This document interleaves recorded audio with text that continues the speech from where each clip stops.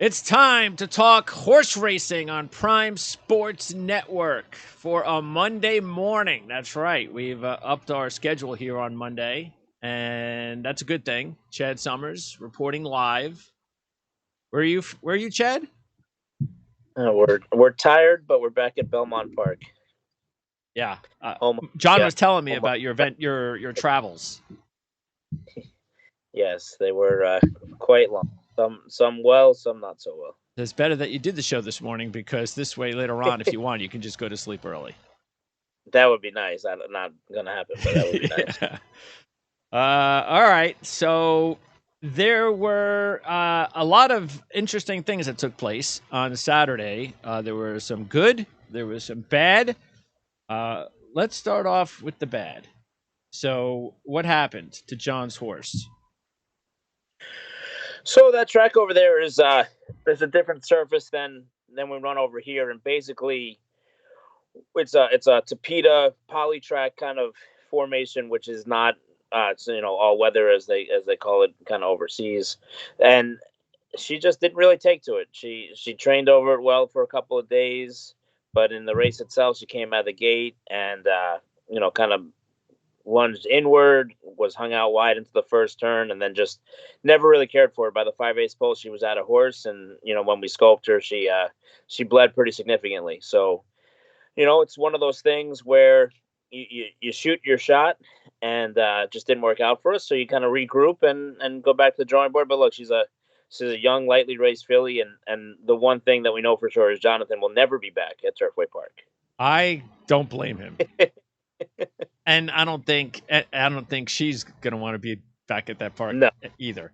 Okay, no, so explain this because as the layman is watching, I could yeah, tell just and again this is number 9, so it's yeah, a number 9 horse there, and I could tell right off the bat it's like it's an unbelievable stampede for the lead. It's like, is this the Kentucky Derby? What is going on here? There's like 6 horses trying to get the lead, and she's like boxed in here right at this point that we're showing right now. She's boxed in, yeah.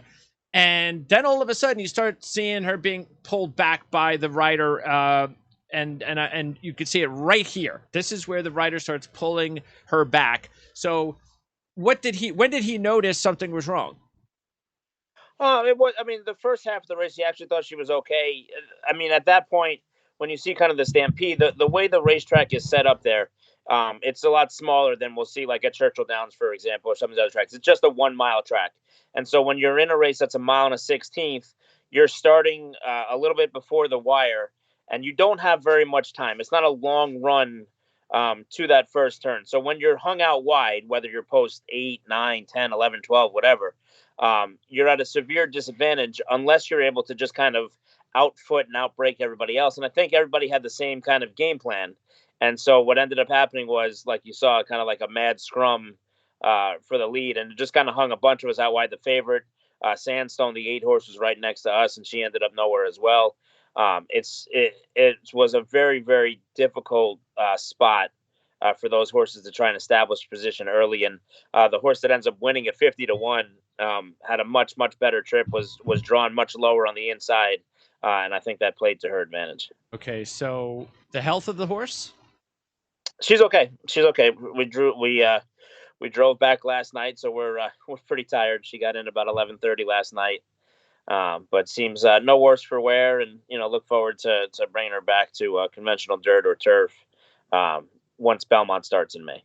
Okay, so she's going to be off for a couple of months, Nah, just a month or a month so. or so. I mean, we're already in April. I mean, the whole thing at this point now is just kind of recover from that trip. It's a big ask for a young horse, and you'll see it not only with the 3-year-old fillies, like we saw Secret Oath take on the boys in the Arkansas Derby, but the colts as well. There's a lot that's kind of thrown at them in a short period of time. If you don't have that foundation as a 2-year-old, if you don't have those 4 or 5 starts as a 2-year-old, uh, and so sometimes it catches up to you. I think we saw that with We the People in the Arkansas Derby. Making just his third lifetime start, wasn't able to make the lead, and kind of got grew a little frustrated. And you throw him to the fire because, like we've talked about on the show before, you have that one chance to make Yeah. the Derby or the Oaks. You needed to qualify. These were the 100 points, and in our case for the Phillies with 50 points.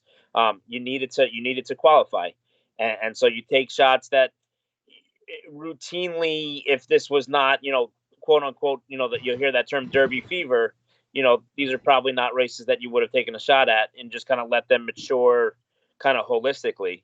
But, you see the Derby and the Oaks, and it's the race that everybody kind of points for. I talked to trainer Danny Velasquez yesterday, and Danny, he had that horse Brooklyn Strong last year in the Derby. And the horse he ran just kind of so-so. It was kind of a last-minute invite. Everything was to him, everything was a blur. It was like last minute they got in, they got the van, they forgot a bunch of stuff like the fans and the blankets and the set. Like everything was a nightmare. And I said, "Do you have any regrets about it?" He goes, "Absolutely not for 1 second." He said, "Now, whenever I see anybody and they say, 'Oh, you work with horses,' the first question from anybody not involved in the industry is, 'Did you have a horse in the Derby?' And I can always say for the rest of my life, yes." And he's right. And that's what happens. That's why Bob Baffert spent so long trying to fight this positive and everything else. Not only was it, Medina Spirit testing positive in the Derby, but him not being allowed to run in the Derby for the next 2 years is huge for him, because that's his championship. He loves that race. He's won it 7 times, Yeah. or now 6 with an asterisk. But it's one of those things where everybody wants to be there. Once you've been there, you want to double down and get back there again. And so you see, and you even kind of heard the emotion in the voice of Safi Joseph when White Abarrio won the Florida Derby on Saturday, and you see it from some of these other people. I remember a few years ago with Gunnavera, Antonio Sano was running the length of the stretch with the horse to try and greet him into the winner's circle. I mean, these are your final preps. These are your conference championships. You watch all the time, whether it's the NFL, the NBA, as the playoff rounds get closer and closer to the championship game, it takes on more meaning, right? And the Sure. celebrations are more important. And look, there's a lot of money on the line as well, and a lot of prestige in winning these races. But what this weekend's races did, and next weekend's races will do as well, is it's formatting the field for the 2022 Kentucky Derby, and there's only going to be 20 horses. So of all the horses that are born every year, and I think the number starts out about 19,000 or whatever it is, only 20 of them are going to make that starting gate. So to make it there is very, very, very difficult. There's a million things that'll go wrong. And even still now, even when you're in, you still have to wake up every day Sure. and you're looking at your phone and you're checking, make sure, did the horse, did he sleep okay at Yeah. night? Did he eat up at night? Okay, how many workouts do we have left? The countdown clock is on. So it's still, even when you're in, you're still not in, and the ones that aren't in on the outside looking in are still trying to work their way there. So a lot of moving parts, but it was a great weekend of racing, and look forward to them doing it again this weekend as well. By the way, how did the rider know that did you say that he knew the horse was bleeding? No. That's we find out in a post race examination. Okay. So how did he know? What was She, the thing? she just kind of lost her action. So basically, what that means is, you feel like you have a lot of horse underneath you, and then all of a sudden you don't. And it wasn't a soundness thing. It wasn't as though, there was something physically wrong with her. It's just like she just kind of got off the bridle, like she kind of lost interest. In other Huh. words, and so that's one of those things. So rather than fight with her and try and beat her up to get sixth or seventh, you just kind of take care of them and live to fight another Okay. day. Interesting. And so we're okay with that. Okay. Now, let's take a look at the same racetrack as we look over here at the Jeff Ruby Stakes, and tell me about this Tis the Bomb and this horse's chances. So Tis the Bomb right now is going to be one of those complete wild cards about whether or not he runs in the race. He has enough points. He has more than enough points now to get in. I think he's second or third on the leaderboard overall. However, all of his success has exclusively come on the turf and on synthetic. His one race on the dirt this year was horrible. Now he works very well on it. Okay, and there are some turf horses that can work a good half mile or 5/8 on the dirt. but his one dirt race in Florida earlier this year was awful. So Ken McPeak has been quoted as saying, "Look, our big goals for this year are maybe taking this horse to England to continue his campaign on the turf in races like the Epsom Derby, which would be fantastic to see an American go over there. Kenny's gone over there a few times in the past and has had some bad experiences, horses getting loose and stuff like that. It'll be interesting to see if he goes. So he has enough points to get in." But really, I think a lot of this is going to depend on Smile Happy and the Bluegrass.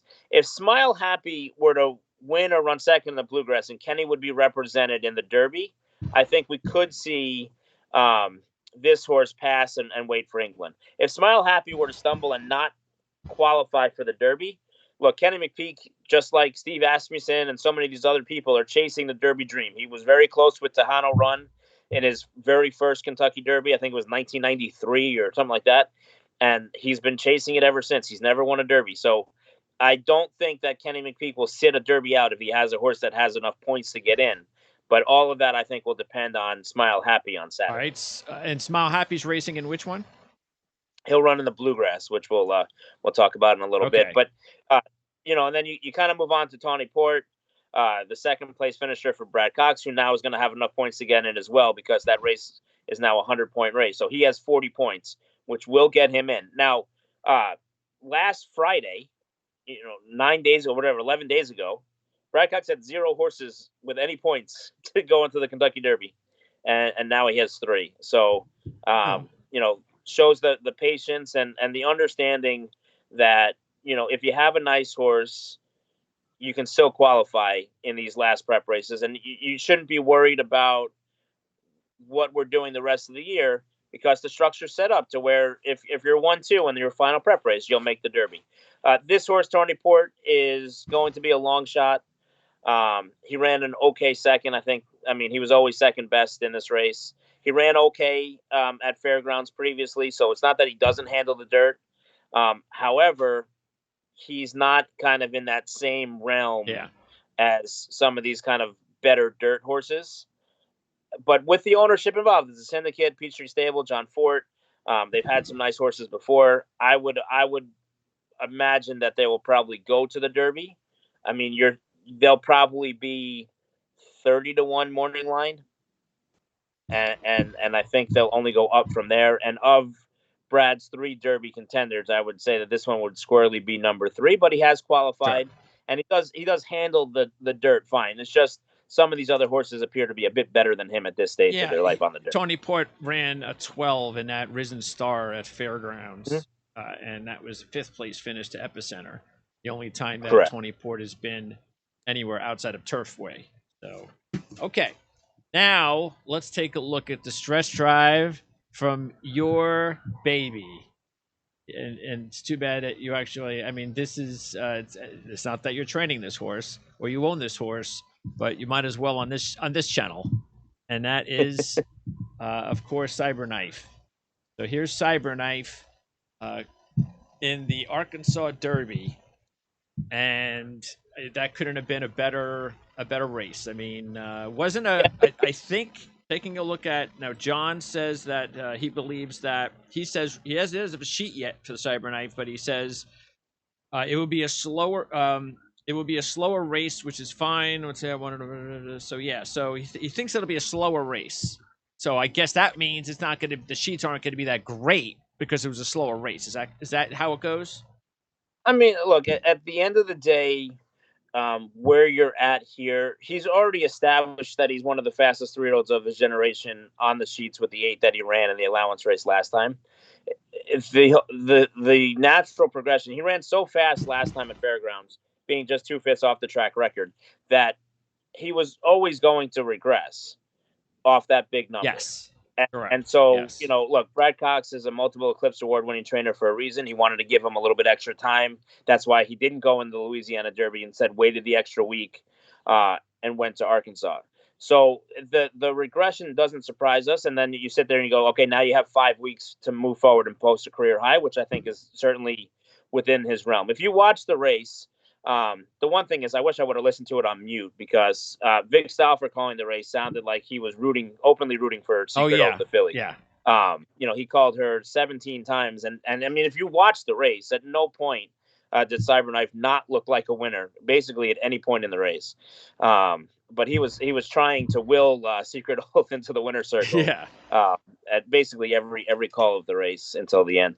The thing with Cyberknife in this race, and we talked about it going into the allowance race. We talked about it, after the disappointment of the Lecompton.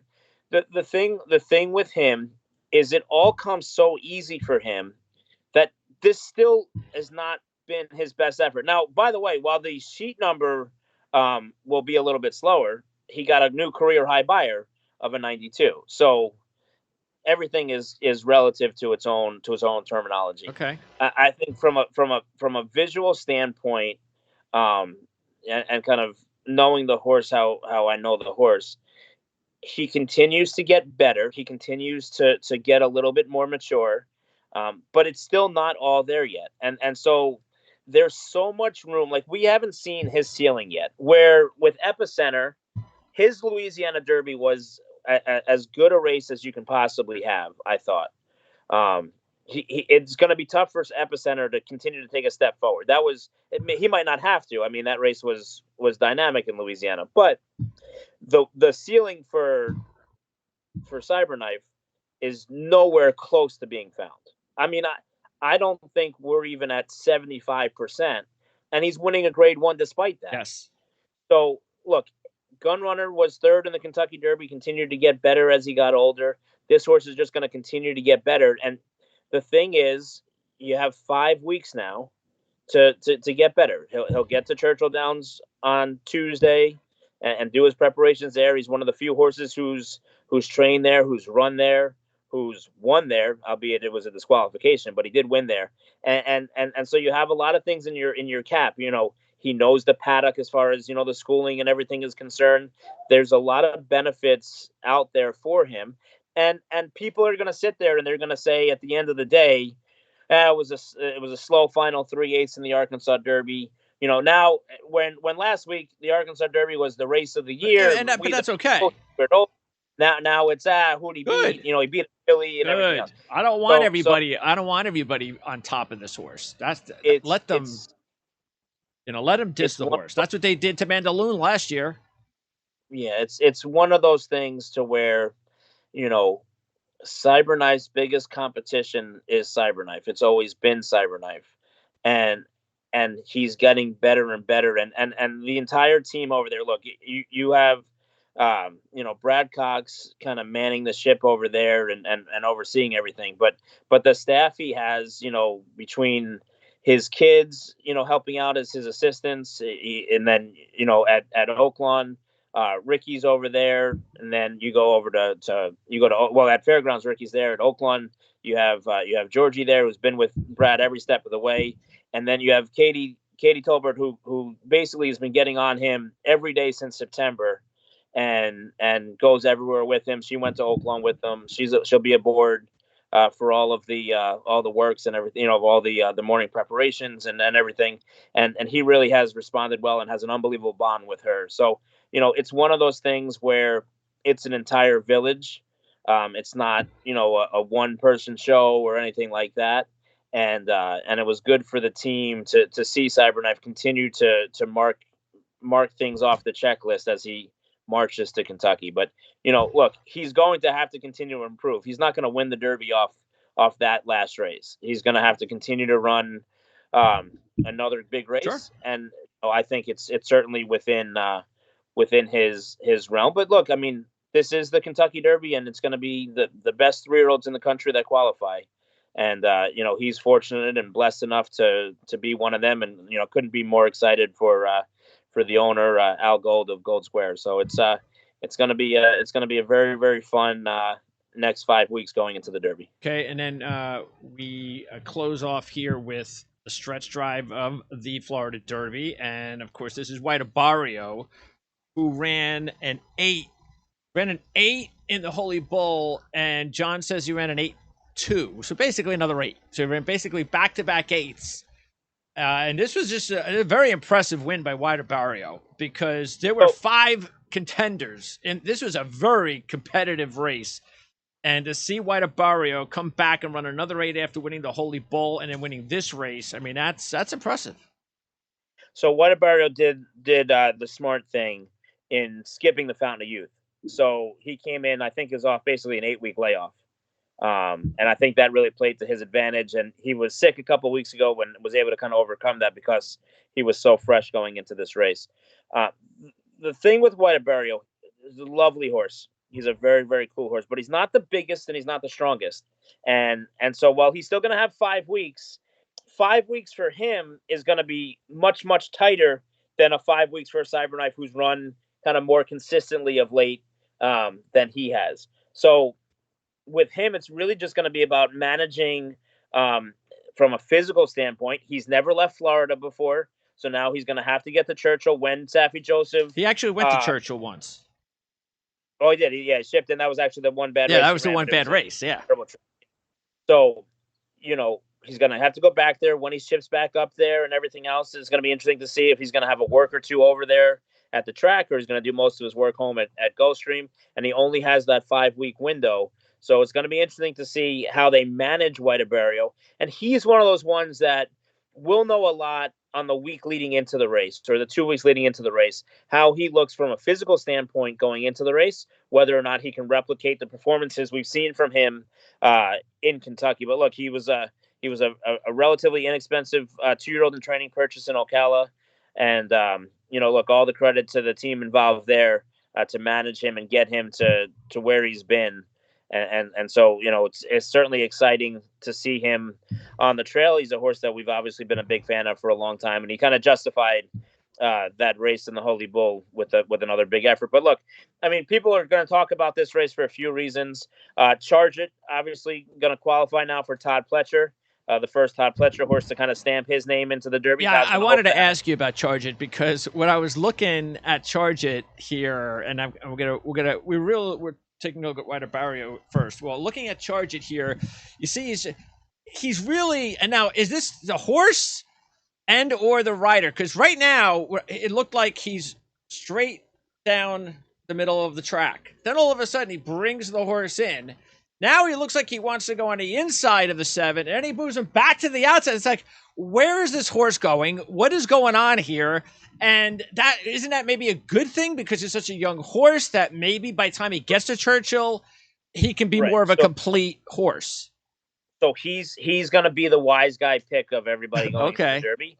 I don't think he'll hit the board. Okay. And the reason for that is not on a lack of talent. Okay, he obviously has a lot of talent.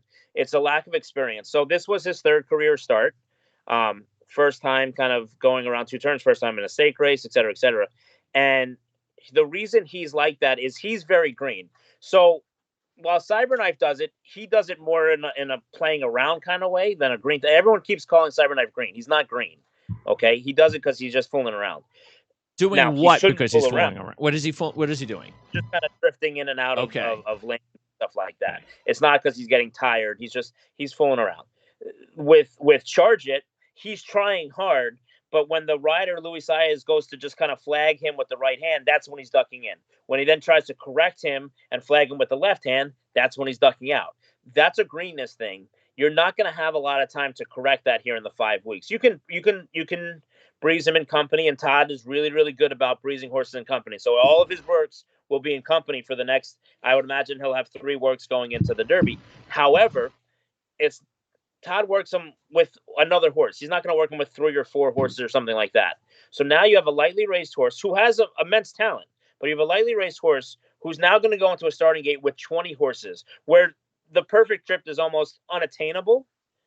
And so what's going to happen when he's squeezed between horses, when things are tight, when things are not going his way? How will he respond at that point? And based on this, you have to be a little bit concerned. And then you add on to the fact that, look, Emmanuel for Todd Pletcher is going to run on Saturday in the Bluegrass. Emmanuel, who's still on our top 10 list, who we haven't given up on after the disappointing Fountain of Youth. If Emmanuel were to win the Bluegrass or run second, which I truly anticipate him doing, Luis Saez is going to ride Emmanuel. Okay.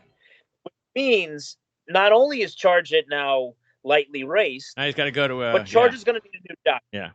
Right? Now, look, that jockey could end up being a guy like John Velasquez, who, if Messier doesn't win in Santa Anita, is open, and it's a guy that he has a lot of history with. There's a lot of moving parts right now as to who would end up riding some of these other horses. So I'm not saying that he's going to be ridden by a bad rider, but it's going to be another new rider on a horse who's inexperienced, that it's just going to be very, very difficult, I think, for him. But he'll be the wise guy horse just for that reason, like you said, because people are watching and said, oh, man, look at this horse. He puts it all together. It's trained by Todd Pletcher. He's won 2 Kentucky Derbies.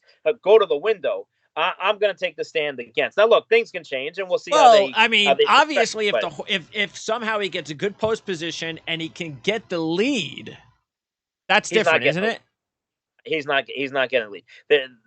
There's no way he gets the lead. Now, look, the one thing that the Florida Derby led us to believe, and we can kind of keep going on to it, is Classic Causeway, who has enough points to qualify, who's definitely a pace presence if he goes to the Derby, was terrible. Yes. Jonathan was completely against him on your show on Friday, and those that paid for the information were rewarded with Jonathan's picks. And knowing that Classic Causeway maybe was a play against. But the thing with Classic Causeway is, do they go? Now, my feeling is this. I think he can be a really, really nice miler. There's a lot of good races. There's a race on the undercard called the Pat Day Mile. Okay? However, this horse is owned by 2 people who haven't been to the Derby. One, the breeder himself, he was dressed up. He looked like Gilligan's Island in the Tampa Bay Derby. He looks like he's very much wants to go to the Kentucky Derby. So this is, again, a case of, does Derby fever rule kind of superior to should go? If he goes to the Derby, he is a pace presence because he's so fast out of the gate. He affects how the races run. But there's enough speed already signed on here, and I'm not even talking about the final prep races to run with Kingdom Road, who we know is very fast, with Messier, who we know is very fast. Early voting is fast for Chad Brown in New York. So not even with those. One of the things we learned this week is that the horse who was second in the UAE Derby, who has enough points to get in because he has the 40 points, is coming to the Kentucky Derby. He's very, very fast. He ran in 6 and 7 furlong races his whole life before the UAE Derby. So that's another pace presence that nobody thought was going to come forward. Summer is tomorrow? Summer's tomorrow. So that's a situation right there where you're adding another speed horse into this race. So I can't see Charge It making the lead with the light experience. And when you say that you have a good post position, when you only have 3 lifetime starts in a 20-horse field, there is no good post position. Well, let's just say avoiding a bad post position then. But it's all. So I understand. Yeah, you're right. You're going to end up in a tight spot. We talked about this with Life is Good. Everyone said, well, Life is Good got post 1. He can't lose the Dubai World Cup. No, you can lose the Dubai World Cup. The post doesn't win you the race. It doesn't lose you the race as much as people want to say that it does. It affects your strategy in the race. And for Charge It, he has to have now look, Todd Pletcher's a Hall of Fame trainer. He's won a lot of races in his life. If somebody can get Charge It ready over the next 5 weeks, it's probably Todd Pletcher. But at the end of the day, everything needs to go perfect for this horse. And it's real hard because Justify was one of the rare. Everything went perfect, so it doesn't happen very often. But then you move on now to the 3rd place finisher, Simplification. Look, this is a nice horse. This is a horse that didn't need to run in this race. He already had enough points. Antonio Sano is a guy who loves to run his horses. I always think that he should be in the harness game instead of the thoroughbred game because then he can run them every week and everybody thinks it's normal. He's a nice horse. I think Jose Ortiz moved a little bit early on him, but he still battled through the lane. He showed a lot of heart, and there's a lot of things to like about Simplification. Again, Gunnevera ran well in the Derby when he was there a few years ago. Again, you talk about musical chairs, though. Jose Ortiz, who's been aboard for the last 2 starts, he rides early voting for Chad Brown on Saturday in the Wood Memorial. If early voting is 1-2, I will bet my bottom dollar that he rides Chad Brown. Jimmy Riccio, his agent, is very, very loyal to Chad Brown, as most people are. And I would think that Antonio Sano will be searching for a new rider on Simplification, which could end up going back to Javier Castellano, who rode him, well in the past. So again, a lot of moving parts this week, not only with horses qualifying, but jockeys needing to choose who they want to ride. So that's going to be kind of the interesting thing this weekend as well, as they're riding multiple horses, kind of pointing for the Kentucky Derby. Okay, now I'm going to ask John too, because I asked him on some of the sheets here. Just so you know, Charge It ran a 10. He was 8 for that, then 10. Right. Um, And again, it's not. I don't want to sit there and say anything negative against Chargers to where I think he's a bad horse. I think the world is his oyster. You know, when we're looking forward and you're talking about races like the Travers later on in the year, the Pennsylvania Derby, I think Chargett's right there. It's just a lot to ask of a young horse going into what will be a very, very full field on May 7th. okay, let's take a look at your poll. Okay, we pop up Future. the poll. So I kind of feel like you remember that game show Deal or No Deal? yeah, no. Howie Mandel, the penny. I've heard the of it. $1,000,000 Yes. case. So if you kept your big numbers together, your offer would go up and up. Okay, so our big numbers stayed together. I'm very proud of the fact that we've had the top 3 or 4 or 5 for some time now, and it has remained unchanged. I think there's a lot of Well, pride Messier in that. is new. Made the Derby. So Messier, remember, I refused to put Messier on the list before because he was not eligible before when trained by Bob Baffert. Now that he's trained by Bob Yaktine, it's a different situation, and he's now eligible. And it's going to be a 5-horse field right now in the Santa Anita Derby. What? So basically, it's setting up to be a match race between. That's just a disaster. Forever, the Mandela horse, Kingdom Road, and Messier. So both horses are going to qualify. In what order they finish, how they run, that'll be the question. But it's very much a 2-horse race over there in California. That's terrible. For that isn't that just perfect? That is everything that has gone on with Santa Anita, the racetrack this year.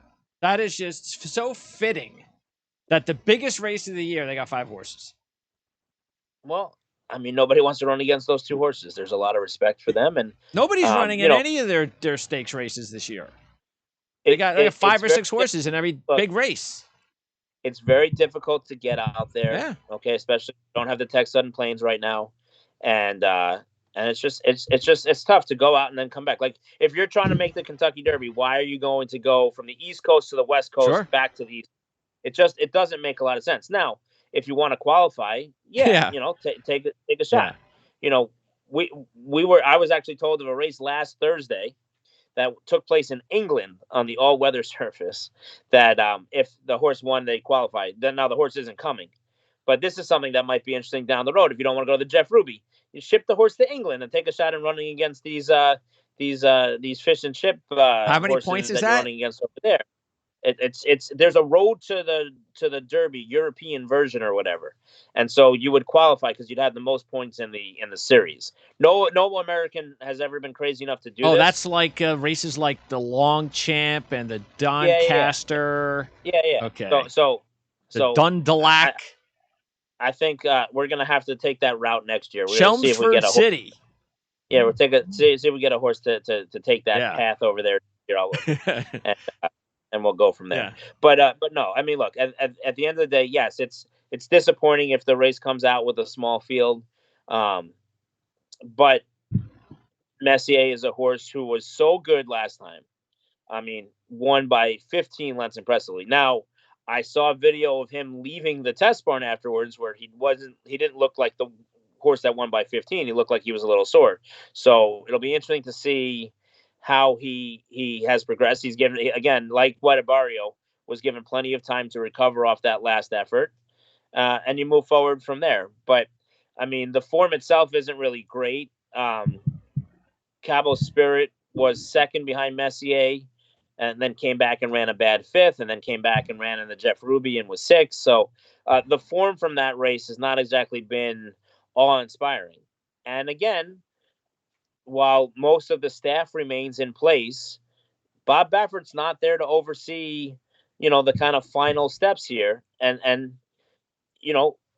how much of a difference does it make? Look, he's a genius, and he's won this race a bunch of times. So I mean, as competent as Tim Yakteen is, as competent as the rest of the staff is, there's something that the Bob Baffert has like a Beatles aura to him, and you just when you get a sense of confidence when talking to him, whether you're a jockey or an owner, a rider, a groom, whatever. When Bob Baffert speaks to you, it just takes on a different meaning than a Sure. normal trainer or something like that.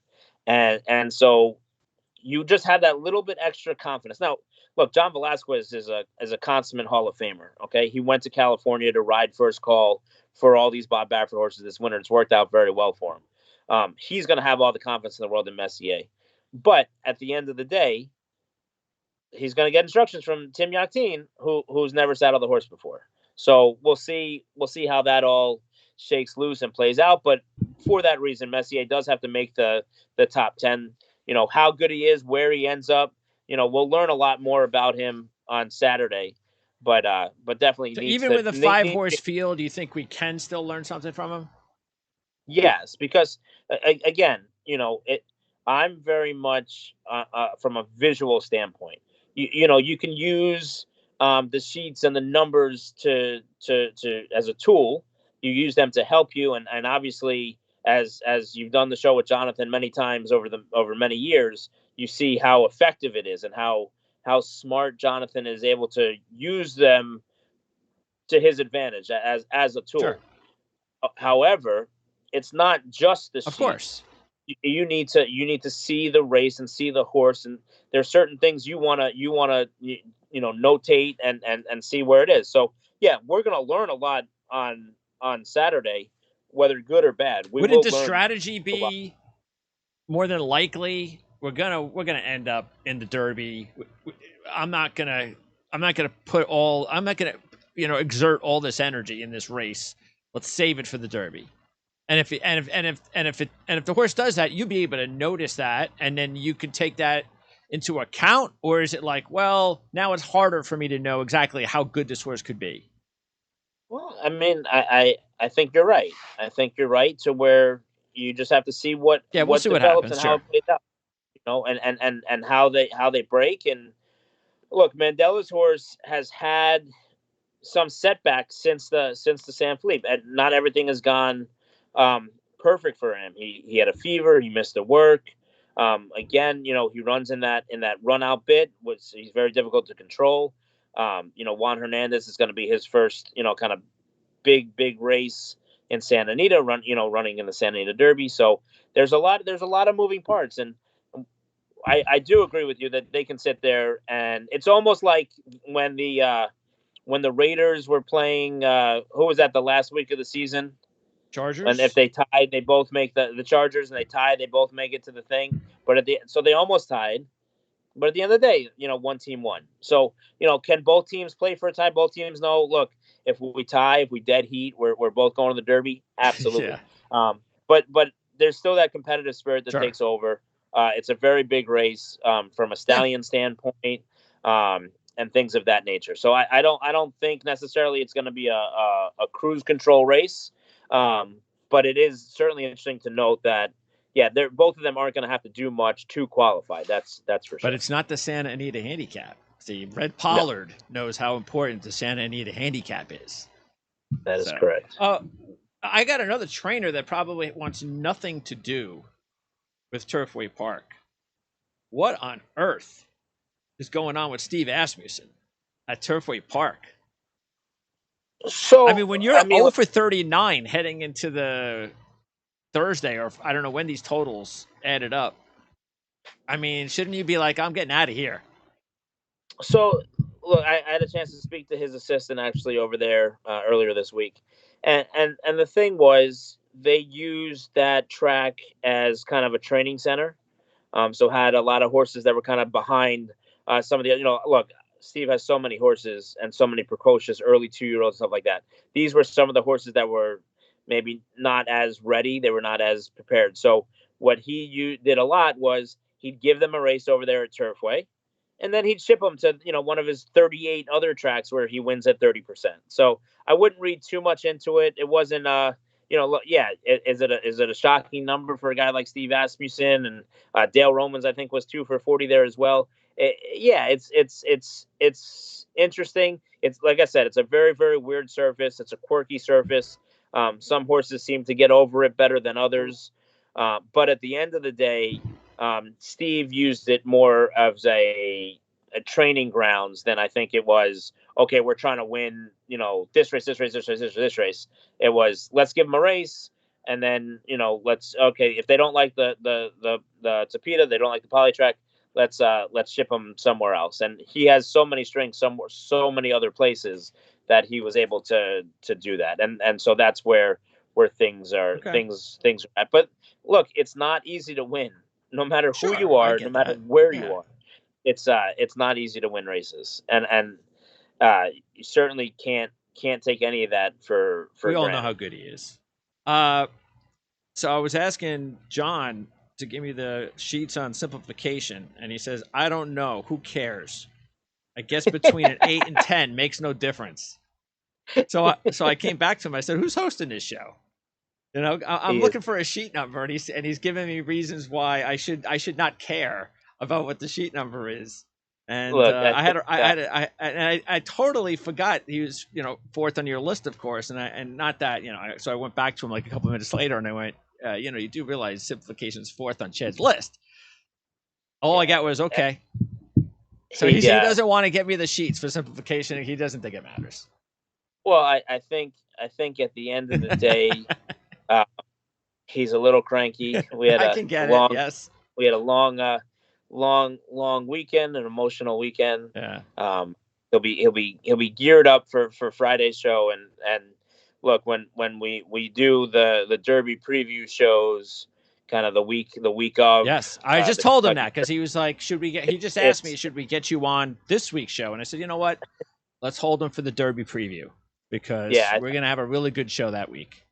I think the thing is, at that point, at that stage in the game, then he'll be fully armed with all the numbers and the mad scientist that he is to be ready to rock and roll. Well, he's a big Cyberknife fan now. I mean, he's got like 40 tickets to win at like 35-1.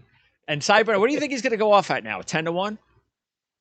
Probably about 10. They're between 8 and 12-1. Okay. The funny thing was, Jonathan went to Las Vegas, I think in November, October. Cyberknife, either he had won and got disqualified or hadn't run yet. And we all wanted him to bet the future wager for us, try to get 150-1 or 200-1 or whatever it was. And he went to every casino and could not get anybody to take our action. So we wanted Cyberknife Derby future tickets a long time ago. And we weren't able to get it. Hey, still 40-1's good. So he's always been that one special horse for sure. Well, we certainly hope that that's how it's going to all end a month from now. Now, Morello, when do we see Morello? We'll see him on Saturday in the Wood Memorial, which is that's shaping up right now. Seems like maybe an 8 or 9 horse field. They'll draw that on Wednesday. Morello, Mo Donegal, a horse who's kind of been forgotten about, but was so good. That's right. We remember him. Yes. Last year, ran the one time, had a little bit of a rough trip, ran like a sneaky good, like I think it was a closing third or fourth in one of the preps in Gulfstream. Then missed the other one. They said they didn't like the wide post position. He got a little fever. So now he's ready for the Wood, kind of calling his shot over there. Will be ridden by jockey Joel Rosario. Which is very interesting because Joel Rosario is riding Epicenter in the Kentucky Derby. I don't care if Mo Donegal wins by 20; he's riding Epicenter. So this is a situation where Todd Pletcher is a very very smart guy. He goes, look, there's a lot of top riders in Santa Anita. They're in Keeneland that weekend. He said, if I can get Joel Rosario to qualify for the Derby, I want Joel Rosario. So reached out, made the call. Joel's going to be aboard here. I think he does fit that horse very very well, but. You got Mo Donegal in there. You got Morello, who's done nothing wrong so far for Steve Asmussen and jockey Jose Lescano, but now stretching out again. Can he get the extra distance? I would think yes, but we'll see. You add in there early voting, another one, lightly raced for Chad Brown, son of Gunrunner, 2 for 2 in his career. broke the gate last time, won by about 10 lengths. Second that day was Unoho, who then came back and won the Rebel, which seems like 8 months ago, but really was only 4 weeks ago. So early voting is going to be in there. You're going to have 2 for Safi Joseph if Safi tries to get a second horse to qualify for the race. So there's the Wood, while it's still a grade 2, unfortunately, not a grade 1, certainly is going to be a very, very important prep. Now, there hasn't been a winner of the Wood to go on Win the Derby since Funny Side back in 2003. That's a So long time. you're going back a ways, but Wow. some people might say you're due. He's due. Yeah. So we'll see. That'll be a great race. And then of course the third big one of the day will be the Bluegrass, where we're going to see horses like Zendon, horses like Smile Happy, a few others in there that we still don't know where In Due Time ends up with Kelly Breen. That he was the runner-up in the Fountain of Youth. He's not going to the Wood. Do we see him in the Bluegrass? So there's a lot of moving parts in the Bluegrass. It's going to be a very, very important race over there as well. And at the end of the day, there's going to be 2 or 3 horses holding the bag where you're like, they're talented enough, but they didn't get enough points. Emmanuel, by the way, also another one that'll be in the Bluegrass. So, I mean, you would imagine that one of those horses there, it can't finish first or second. And they're going to be left holding the bag on the outside, whether they go to the Preakness or they go somewhere else because they didn't run 1-2 in this final prep race. All right. So again, there's your second to last poll next week when we do our show. That'll pretty much be the final poll, right? Well, I mean, you might hear things that might change your mind. Sure. Yeah. Things could change at that point, but yeah, I mean, as far as qualifying, there'll be one last prep race, but it's I think it's 20 points in the Lexington, and I don't think that we're going to see any horses there other than a horse like a Papa Cap, or a horse from Marcassi. I think Golden Glider is going to run in the Bluegrass. So I think this should basically set the field as far as who has enough points, and then it's just going to be a matter of who elects to pass and who unfortunately defects due to that last minute injury that we hate so much. All right. Next week, it's 3 more big races to break down and help us to, because at that point, are we going to get futures somewhere like Monday? Well, there's a future wager actually this week. It was supposed to be last week, and they had some technical difficulties. So the future wager is this week, Thursday, Friday, Saturday. I'd rather wait. I mean, next week really matters the most when we really know what goes on after these horses win these big races, right? Come on. Well, I mean, but unless you're trying to make money, that's different. You'll know all that on Saturday, and the poll doesn't close till Sunday. So the future wager will very closely reflect possibly what we'll see on morning line odds in the Kentucky Derby, obviously depending on post positions and things of that nature. All right, so we'll talk. We'll definitely talk about that next week. Maybe send me that link that you have, and we'll use that to take a look at what the odds may look like, because we won't get those lines obviously until a couple of days before. What is it? The Wednesday of the Derby? Tuesday, I believe. Tuesday. Okay. But that's a long way off, even though it'll be here before we know it. And what's up for you? Where are you going? We're going to head to Ocala this week and look at the stars of tomorrow, as we're only 412 days away from the Kentucky Derby 2023. So, you gotta. This is the next generation. These are 2-year-olds who are trying to kind of make their way, and there'll be a lot of transactions. It's almost like the April draft for me. At the September sale at Keeneland. Then of course Fasig has their boutique sales in Saratoga in July, and they have one in October. And then the OBS sale in April, are where you find most of your horses sold at public auction that end up going on and doing big things. This is a very, very important sale here. So it's a 4-day sale. There's 6 days of workouts. A lot of inspections go on. This is kind of like going to the combine for the NFL draft, and we're going to start measuring hoof sizes to see what happens. Okay. So that'll be where we're at. Obviously, Kenny Pickett looks like he's dropping to the second round because his hands are too small. So we'll see Yeah, if no, that ain't happening. No. if a horse drops to the Thanks to second Joe round. Burrow, that ain't happening. Things are too small. Yeah. Okay, sounds good. We won't be that won't be on the TVG network though, will it? They won't have like the. Well, you can watch all the workouts actually. If you go to obssales.com, the breezes will start on next Monday, all the way through Sunday. It'll be 6 days of breezes, 8 a.m. You can watch it on their YouTube channel or on their website, obssales.com. And there's about 250 to 300 horses every day that'll work out from about 8 o'clock in the morning to about 3 o'clock in the afternoon, pending weather. So it is a marathon, not a sprint. That's for any sure. baths? There will be plenty of baths. There will be plenty. Oh boy, that's another show. And you personally, how many horses are you training right now? I have 12 here right now. 12. We'll start bringing some of these babies in. We'll probably be about 18 to 20 by the time all the babies come in. But we stay relatively small. I don't like having a big barn. Okay. Anything coming up? Races? No. Okay. Is that good? No, it's all good. I mean, we won one yesterday, which was nice, and I got back here 12 minutes to post for the race, so it was nice after my 11.5-hour drive to get a win picture. Just in time. But yeah, no, just day by day. We're getting ready for the Belmont meet coming up here soon. All right, Chad. Great job as always. We'll talk to you next week and get some sleep. You got it. Thanks, Greg. Have a good one.